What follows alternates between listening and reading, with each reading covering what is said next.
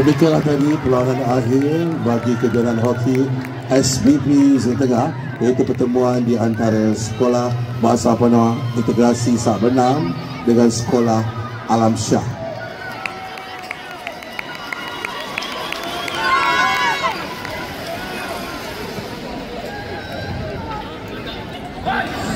Dan nampaknya perlawanan akhir kedua-dua baik kategori perempuan dan lelaki telah pun berakhir.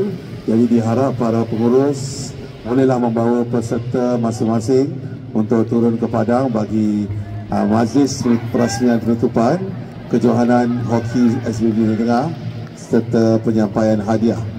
Untuk turun ke padang sekarang.